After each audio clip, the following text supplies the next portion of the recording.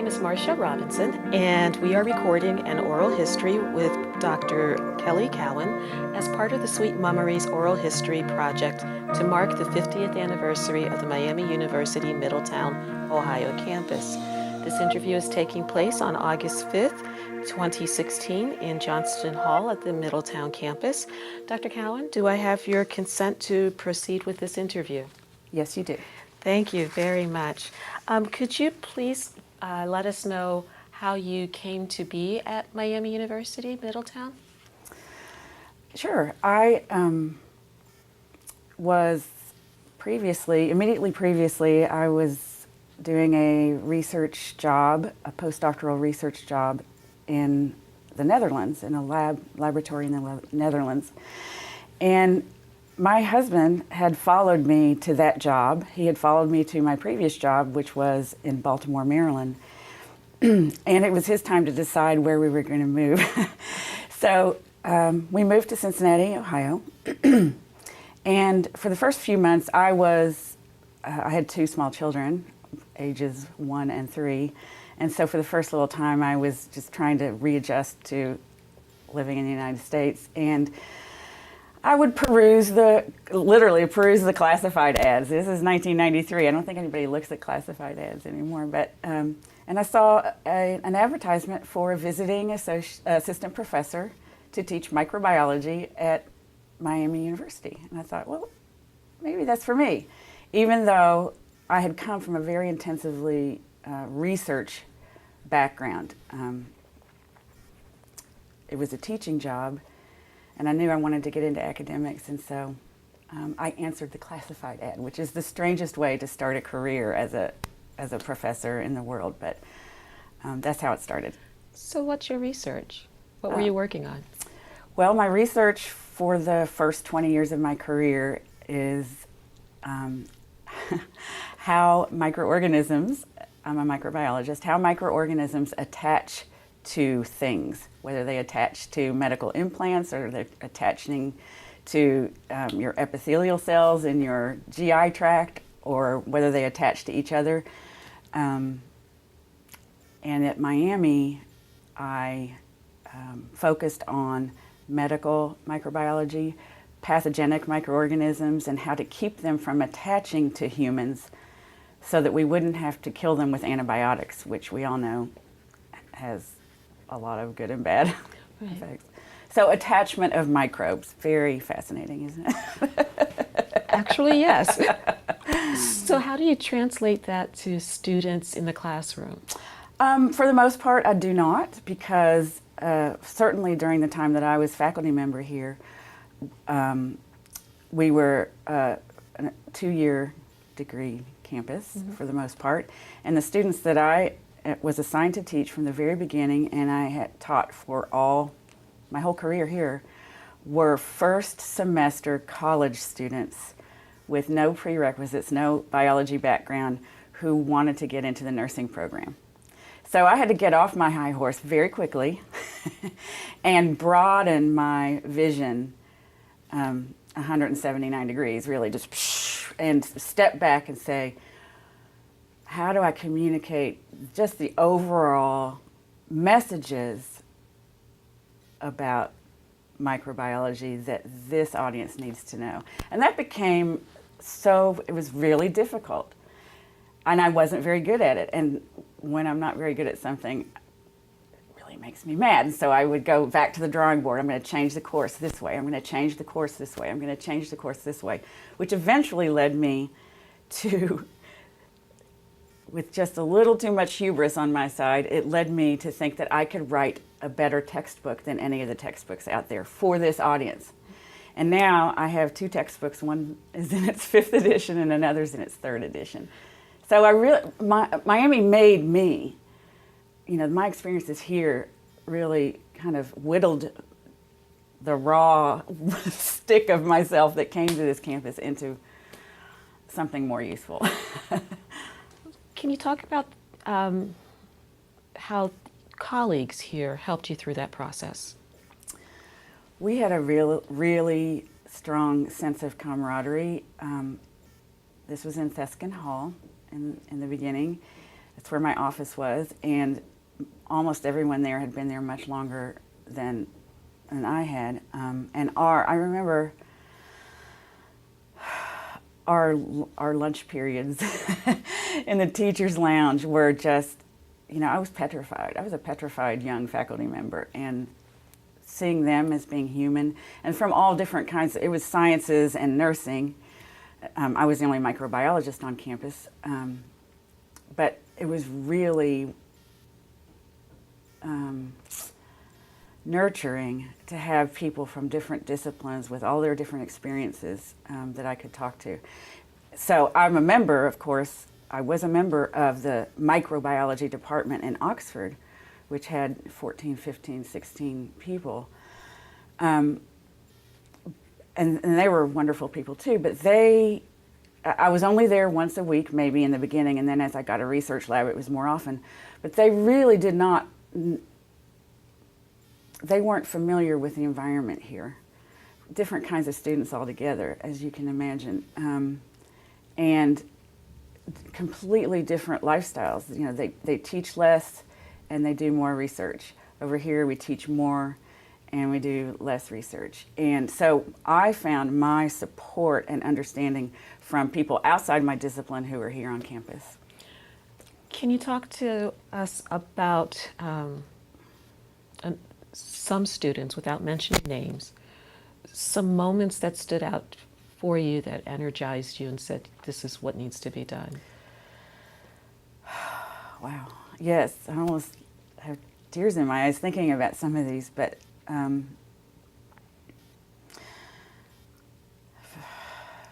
I teach, in addition to the class I told you about, I teach a course called Epidemiology, which is about public health, just to be very brief about it. And it's a 300 level course. And there are bachelor's nursing students in it, and there are also microbiology majors in it that come from the main campus. If I taught it during the summer, they would come and take this course here. And one of those majors, a microbiology major, he went on to medical school, and we didn't have a particularly close classroom relationship. He was, one of the crowd when he was in my class, but he went to medical school, and he, maybe 2 or 3 years later, he wrote me a letter and said how much easier everything about medical school was because of that one class, not just because of the subject matter, but because he learned how to parse information, examine his own biases, and think critically. And that wasn't a great moment for him. That was a great moment for me, and probably gave me more confidence moving on. But the kinds of students I see in that, let me stick with that same class course, Epidemiology. A lot of the bachelor's degree nursing students were returning students. They had gone out and worked as nurses for many years and come back to take this rather difficult course.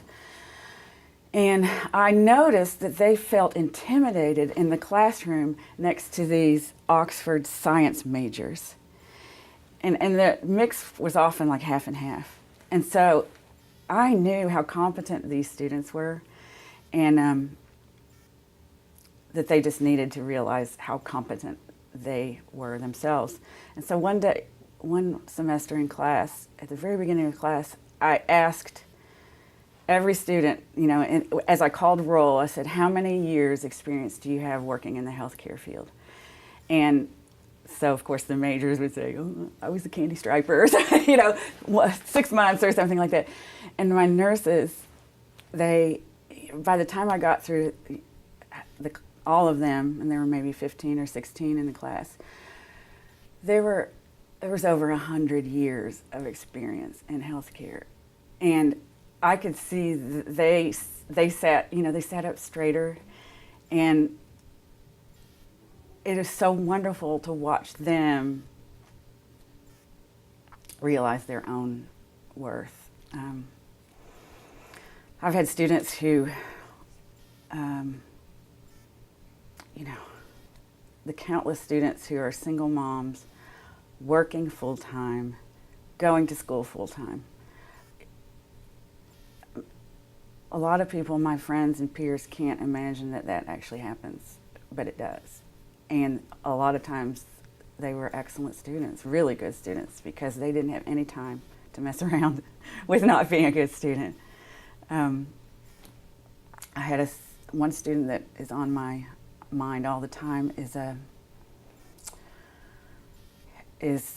an older student, and he had served several tours in Iraq and Afghanistan as a helicopter medic. And he was coming to his first, he wanted to be a nurse. Now, understand, this is a guy who saved people with his army-issued knife, holding his thumb on their arteries so they wouldn't bleed out, and he had to start from the bottom to go to nursing school and be able to work. He wanted to work in an emergency department, which makes sense, trauma. And I actually think he didn't make it through. We talked a lot, but he sat in the classroom with first year or aspiring. They weren't even in the nursing program when they were in my class, so they were pre-nursing, which meant there were a lot of people who were never going to get into the nursing program because they just weren't serious enough, or they weren't willing to work that hard. And his biggest problem was dealing with his classmates who didn't take things seriously, as you can imagine. I just, at a place like MUM, you get these stories. In the preface to my textbooks, I always write that my students teach me more than I teach them. And I think it's because it's MUM. These are people who have all these life experiences, all these years of experience in healthcare, all of these problems, and they show up, and they get their job done here. And I'm humbled. I've been humbled by so many of them. In some of the interviews, the students from the community have told us that the key word here is opportunity. That's what they're asking for. Yes. From faculty's perspective, how do we answer? Well, the most obvious answer to that is that we are an open admissions campus. That means you have a GRE or a high school diploma and you are admitted here. From a much more nuanced perspective, there's a colleague I admire from Syracuse University who studies open access campuses, community colleges, and he says access without support doesn't equal opportunity. And I think that's important to consider when there's a lot of talk among elected officials about making community college free to everybody. The support piece is huge. Students will focus on the opportunity, but if they come here and they need developmental assistance in math or developmental assistance in reading, or they need help getting bus tokens to get here reliably, or if they need someone to help them negotiate childcare, et cetera, et cetera, et cetera. If that's not present, then they won't, we know, research shows us over and over again that they won't persist and they will not have been able to take advantage of that opportunity. So that access is part of opportunity, but support is just as important. And MUM surrounds students with that kind of support. And that's why you have these stories, these incredible stories of people by the time they're graduating, of what they went through and what they conquered.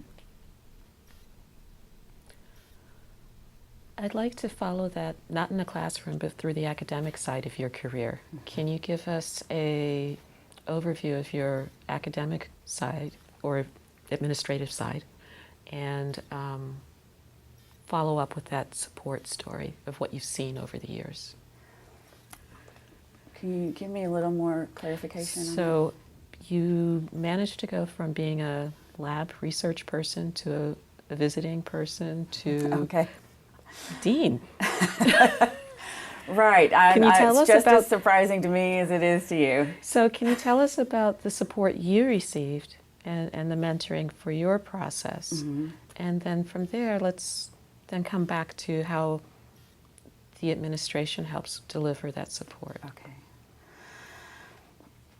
Well, so I started as a visiting assistant professor, and a search began for a tenure track microbiology faculty member for the Middletown campus, which was a first because all the years previously, one instructor was shared by Hamilton and Middletown campuses, and so it was half and half arrangement. And the instructor was not tenure track. So I was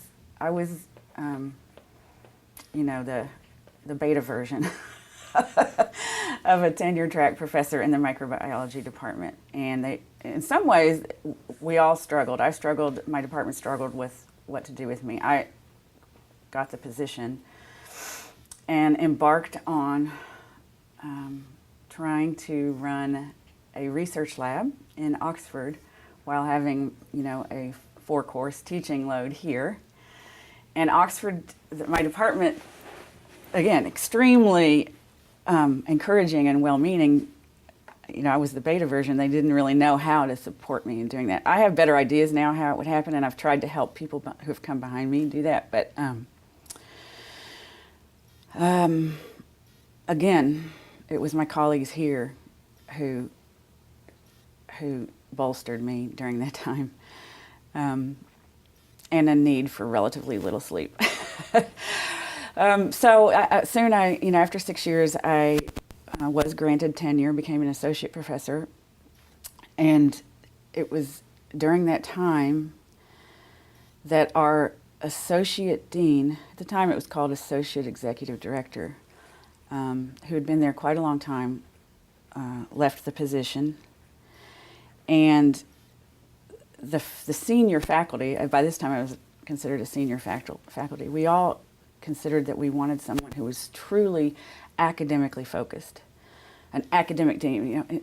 On the regional campuses, the dean is like a college president, and the associate dean is like the provost. And so the associate dean or executive director should be focused on all things academic, faculty life, student life, curriculum, degree programs. And it had been, just because this is not disparaging of the previous administration, but the campus had grown to a size now where we needed someone to be focused solely on academic affairs. And so the faculty, banded together around this search for a new associate director. It was a national search, and I don't even remember the details. I know this is going to be archived, so I don't want to say something that's not right. Then you can just leave it blank and people can read it for themselves. I don't know exactly how this all happened, whether the search failed or I believe, this is crazy. We can stop. No, I'm good. You don't have to answer this. No, I'm good. I want to. Okay. I think several of the faculty members entered the search for the job, and I was one of them, and there were a couple others. Not because any of us are trained to be administrators or wanted to be administrators, because we cared about this campus so much and its future. And eventually, everybody else stepped back and I was left. So I became the associate dean. And quickly after that, I put together my dossier to become full professor, because I knew if I stayed in administration very long, it would be difficult to achieve that. So I became full professor while I was associate dean. And then, this is my favorite part of the story. It often seems like I'm like a pinball inside a pinball machine, not really having any trajectory, but being bounced around by circumstances. Then the dean, or the executive director at that time, stepped down. And so they needed an interim. Which dean was it? That was Governani, Okay. Michael Governani. So they needed an interim. The logical person is the number 2 in charge. So okay, I said, okay, I'll be the interim. Having no idea, have never had to deal with things like physical facilities or, the admissions department or the budget, things like that. But yeah, sure, I'll try. That I've gotten through life a lot like that. Yeah, I'll write a textbook. How hard could it be, etc. So the interim position dragged on to the second year. So I was interim for the second year, and they finally conducted a search of which I was not part. I didn't want to continue. It was a great privilege leading the campus. I don't want anyone to mistake my feelings there. But I wanted to get back to being a faculty member. And so I was not in the search, and that search did fail.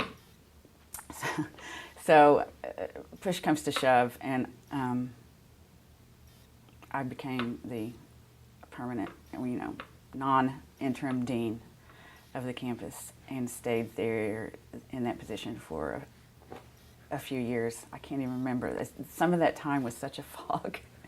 It all ran together. So, and after several years, I stepped down because it really was time for me to get back to being a faculty member. And I went back to the classroom for 2 or 3 years. Okay. So happy to be there. Every day I woke up and said, I'm so happy to be in the classroom.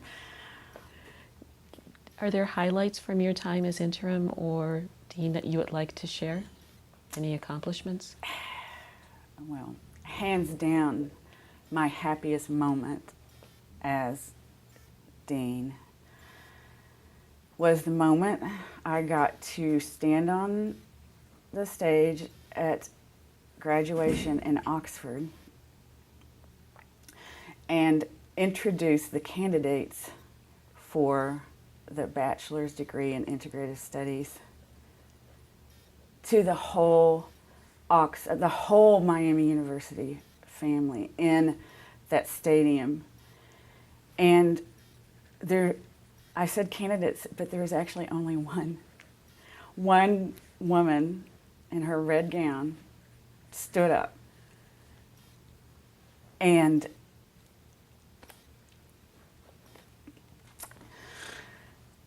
gosh darn it, if all of the students from the Oxford campus didn't stand up and give her a standing ovation.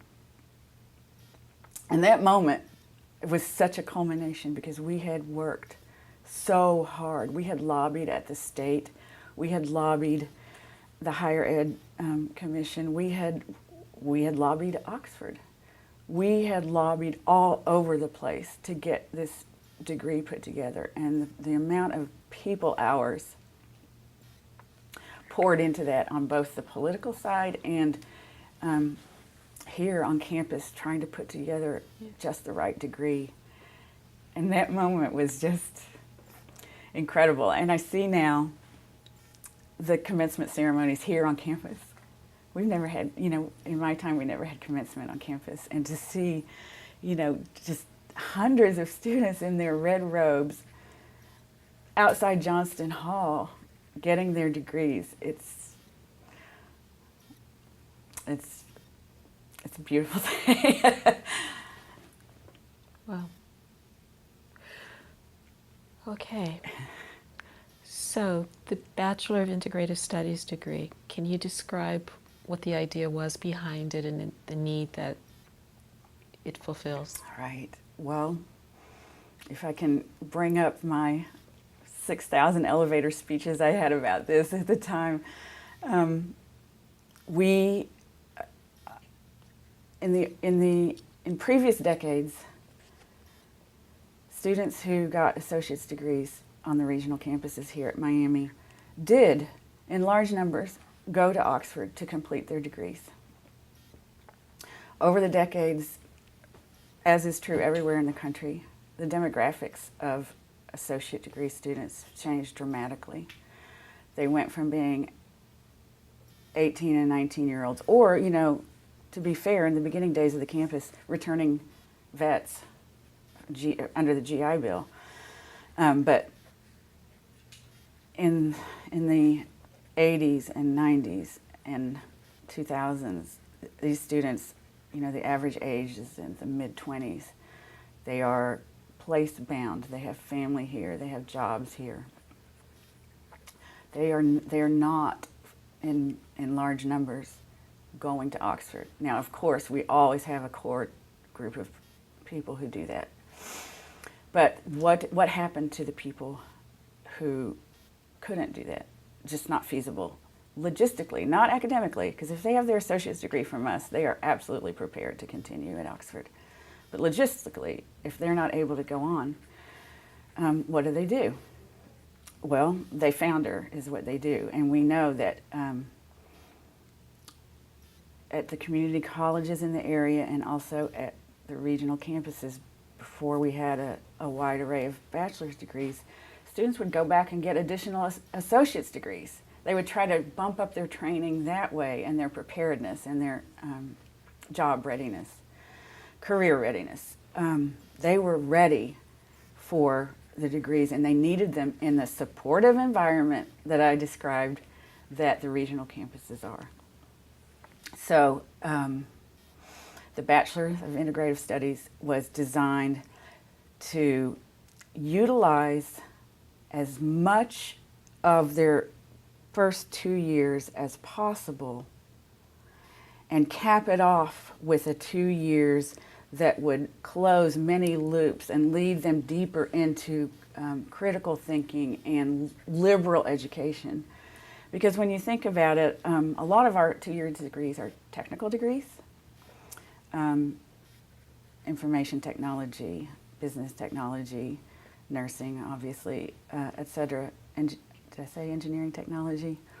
And it's almost like when you put that together to make that into a 4-year degree, you're flipping the normal model for bachelor's degrees, which start out very broad and then narrow into your field of study. If you start with a 2-year technical degree, you're starting very narrow. And so we thought that it was our job with the BIS to broaden it out.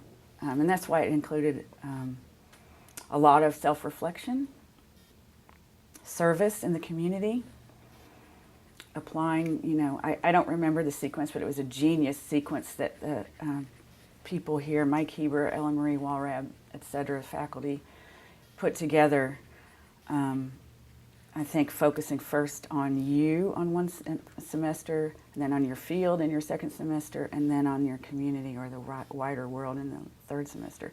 I don't have that exactly right, but that's the general gist of it.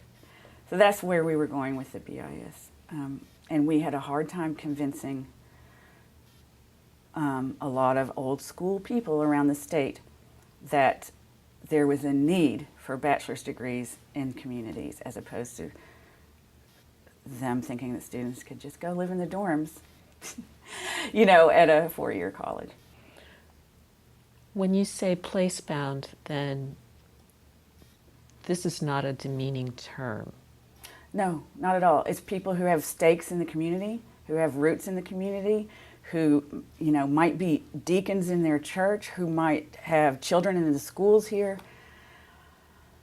Their jobs are here. That's what I'm talking about, that they can't commute or live in the dorms, even though it's in the same county. We got that argument a lot. It's in the same county. Well, that's true, but it is a 45-minute drive each way. And many of these students are part-time. They're not going to park and stay in class all day and then come back home. They'll have a class at 9, a class at 3, and that just doesn't work with our students' lives. Okay.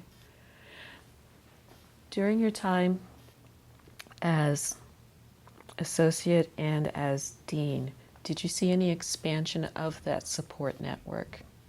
Or during your time here, the 22 years that you were here? I saw, when I walked in this building today, I see that it's still expanding. That our one-stop success center, our student center, is absolutely fantastic.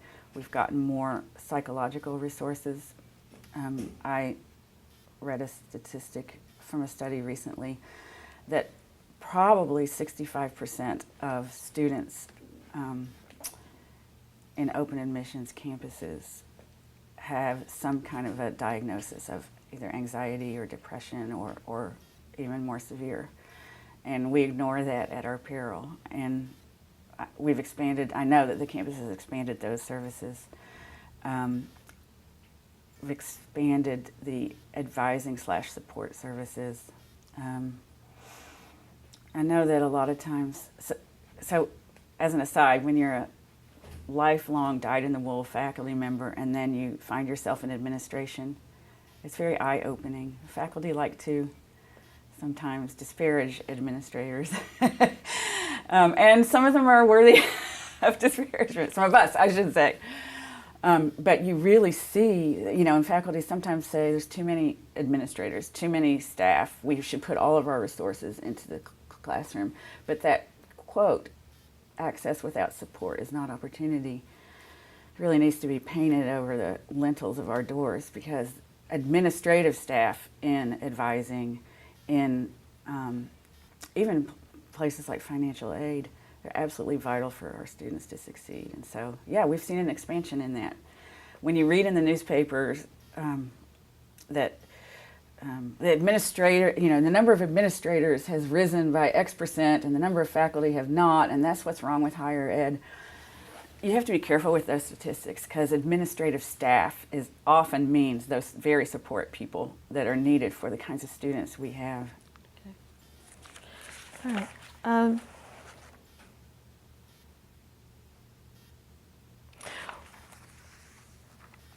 What changes have occurred in the physical facilities of our classrooms and laboratories over your 22 years here? Mm-hmm. Well, in 1993, we were still using overhead projectors. Funny story. Not so funny story, but one of the problems I had to deal with as a dean was when a student came to me to say that their professor was so angry that he had picked up an overhead projector and thrown it on the floor. And that's probably not something to be talked about, but we're all human, and every organization has people who act out. So it's funny stuff like that. Just, I would say to myself, I got my PhD in microbiology for this. But yes, we were using overhead projectors, and there were no computers in the classrooms. Computers were just personal tools at that time. And I also will say, as part of that, our pedagogy reflected that. We stood on this. We were the sage on the stage, and we delivered information. Technology mirroring our understanding of what good teaching and learning entails, asks us to really just mediate conversations in the classroom, which requires different seating arrangements, which requires technology. They're incredibly powerful technological tools that can completely change an atmosphere in a classroom. And it's not the place to talk about those, but this campus and Miami writ large have embraced those kinds of technologies from the very beginning. So if my 1993 self walked into a classroom today, I wouldn't know how to operate it. So that's wonderful. Are there any particular individuals that you would like to mention who helped mentor you? I had a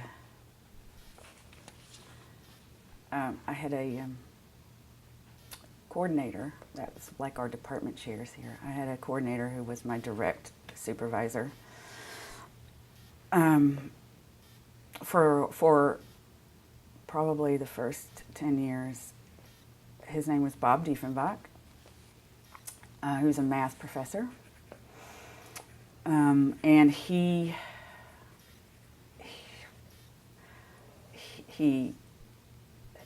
lifted me up, really. Nothing fazed him. And I'm just the opposite. Everything fazes me. And so he was always there to say it was going to be fine. And he'd been here many, many, many, many years before I arrived. And so he was always there to say, it's going to be fine. Here's how you do this. Let's figure this out. Yeah, he has to be the best. And very early on, I became friends with Kathy Bishop Clark. We became friends on a lot of levels. You know, our families, our children. We hiked for stress relief. We would go out and hike on the trail and just talk and download. And probably 15 years after we met, I was dean and she became my associate dean. And of course now she is interim dean. So if one can mentor a peer, she has certainly mentored me too. Oh, that's wonderful. Can I say one more thing? Anything. 2 more people who I would not have made it through, would not have made it through my administrative life without, are Kelly Bray and Donna Sutton. They were administrative assistants in the dean's office. And I know that all the management books tell you not to get too close to your staff, and in a sense they were my staff. But I just never operate that way. And there were times when it was difficult, of course, but they gave me such support, friendship, love. I'm not afraid to say that, love. They are top-notch people, both of them, and they're still here. So they were as influential as anybody at this campus for me. Thank you. One last question. Could you talk about opportunities to develop the faculty in general? We talk about support for students, but what about support for faculty? Well, it's interesting that you should ask me that, because we're recording this interview in the Center for Teaching and Learning, which as Associate Dean was my first accomplishment, was creating the Center for Teaching and Learning. So, you know, I will pay you your $10 later for asking me that question. No, I have, once I came here and my students started teaching me what I didn't know about teaching, if you follow that, I went, you know, I do what I do. I went and started researching and found out that there's this huge field of pedagogy science, how to teach, how to learn, what's working, what's not, and that other universities, other campuses had places where all of that was centered. And Oxford, to be fair, has a place of their own, but it's very difficult for faculty here to access that, particularly in the pre-Skype days. Even with that, it's just not the same. So I determined that we were going to create a Center for Teaching and Learning, and we had no money, no budget, but we figured out a way to give course releases to people and to have the management rotate among faculty. And it's for faculty who are interested in either tweaking their methodology or turning it completely over or getting assistance for some particular issue or just staying on top of what are best practices in teaching, then they know that they can come to the center, or whoever is operating the center at the time, and ask questions and get put on the path to answers. In my path studying pedagogy, I've learned that there are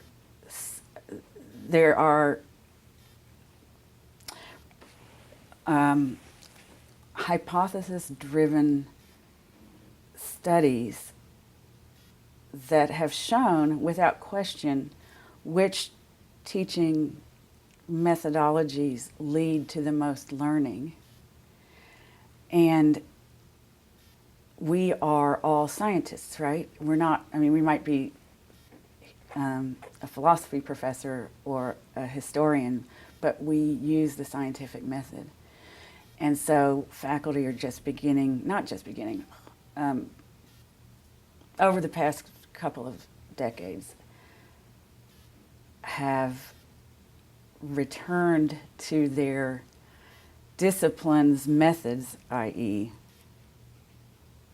research-driven hypotheses, to approach their teaching as well. And I have had many students, not talking about me, but talking about other faculty, say that the best teachers they've ever had at any campus are here. We study teaching. Now, I say many campuses, of any campus, because as we all know, a lot of our students swirl around, not just Miami, but all kinds of other colleges around here, even for-profit colleges, obviously. And time again, and I feel it in my bones too, that our faculty are trying to figure out how best to help our students learn. I said that was the last question.